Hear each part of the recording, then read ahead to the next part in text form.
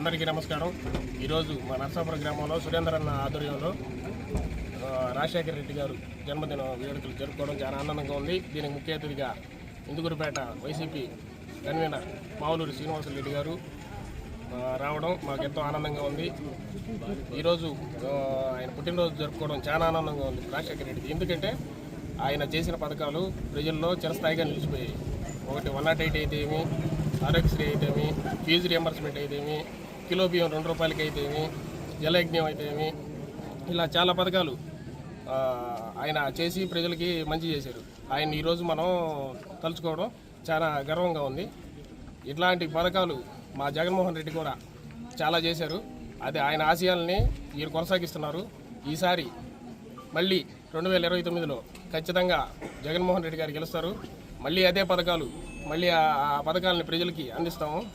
ఖచ్చితంగా ఈసారి ప్రజలందరూ గట్టిగా కోరుకుంటున్నారు జగన్మోహన్ రెడ్డి రావాలని చెప్పి. ఖచ్చితంగా గెలుస్తారు, వస్తాం, కొడతాం.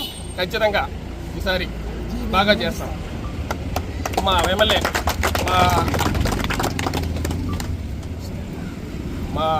మాకు ఈ సహాయ సహకారాలు అందించినటువంటి మావులూరి శ్రీనివాసరెడ్డి గారికి మరియు మా ప్రసన్న కుమార్ రెడ్డి గారికి మేము ఇళ్ళవేళ కృతజ్ఞతలు తెలుపుకుంటున్నాము. రాబోయే రోజుల్లో సేనన్న ఆధ్వర్యంలో మా ప్రసన్న కుమార్ రెడ్డి గారికి మంచి భారీ మెజార్టీ చూపిస్తామని చెప్పి, మరియు రాబోయే రోజుల్లో స్థానిక సంస్థల ఎన్నికల్లో మా ఊరి నుంచి ఖచ్చితంగా పోటీ చేస్తాం, గెలుపు కూడా సాధిస్తాం అని చెప్పి కోరుకుంటూ సెలవు తీసుకుంటూ నర్సాపురం గ్రామ పంచాయతీని కైవసం చేసుకోబోతున్నాం. ఏ రిజర్వేషన్ వచ్చినా మేము ఖచ్చితంగా పోటీ చేసి ఖచ్చితంగా గెలుస్తాం.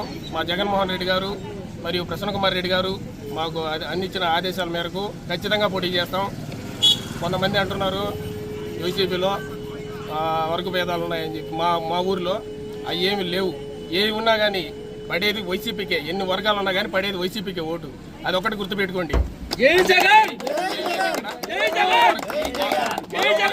వాళ్ళ వర్గ భేదాలు ఏమీ లేవు. అవి ఏమున్నా కానీ సేనన్న ప్రసన్న మాకు ఏమీ లేకుండా చేస్తున్నారు.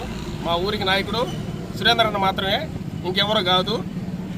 కానీ బయట ఊరిలో అంటున్నారంట మా ఊరికి రాజకీయాలు వాళ్ళు ఏమీ చేయలేరు, ఏమీ చెందలేరు. మేము ఈ ఎలక్షన్లో పోటీ చేస్తున్నాం. మీరు అక్కడ పోటీ చేసి ప్రసన్నకి సేనానికి మంచి పేరు తేవాల్సిందిగా కోరుతున్నాం.